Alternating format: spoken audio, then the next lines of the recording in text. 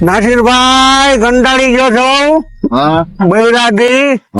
Flat લેવો tenement લેવું છે ભાડે મળતું નથી તમારા ધ્યાનમાં કોઈ દલાલ ખરી ફોન કરો ને યાર એક દલાલ છે શકીલભાઈ કરો ફોન એને સારો માણસ છે કે એક નંબર મેં તો એનું નામ માર્કેટમાં બહુ ખરાબ સાંભળ્યું એક નંબર માણસ છે ઈ. માણસ સારો છે કરો ફોન દલાલી ખાય છે પણ ઓછી ખાય છે હે હા શકીલભાઈ ક્યાં છો હલો હા ઓફિસે આવો ઓફિસે નહીં આવી એને કયો અહીંયા આવો આપણે અહીંયા બેઠા છીએ જમનાકુંડના ચોકમાં શકીલભાઈ અહીંયા આવો જમનાગુંડા ભલે બે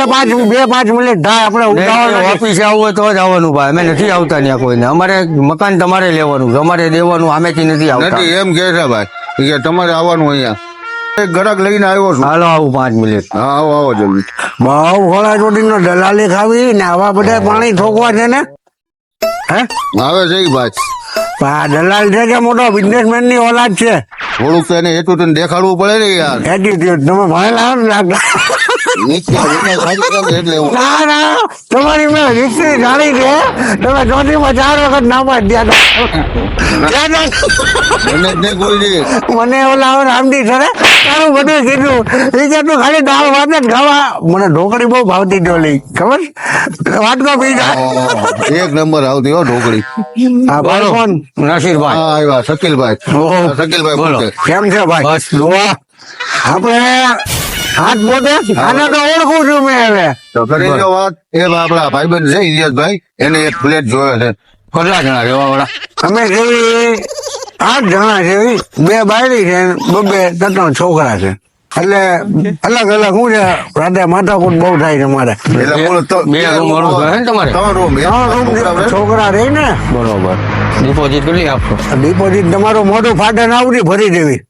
એ પૈસા મારે તો જામીન જોશે જામીના નથી જામીન તો નહીં અમારા જાણીતા જામીન નહીં તમારા જાણીતા લાવવા પડે. તમારા જાણીતા જામીન રૂપિયા આપું તમારે નહીં તોય જામીન જોશે ભાઈ હવે તારી માનો ધંધો કરવો છે હવે દલાલી લઈને પૂરી લેવી પડશે ભાડું દલાલી લેવી પડશે હા એ રફીકભાઈ આવો તમારા જામીન લેવાના છે તો આટલા એક મિનિટ ખાલી. છે તમારે એ ભાઈ શિયાળામાં બધી રમત થઈ ગઈ હતી જો આ ભાઈ હાલ છે આધાર કાર્ડ છે ભાઈ તમારી પાસે? બધું છે એની ભાઈ હા, તો લેતા આવો, હાલો. જાઓ તમે લઈને નાસ્તો કરીને લઈને આવો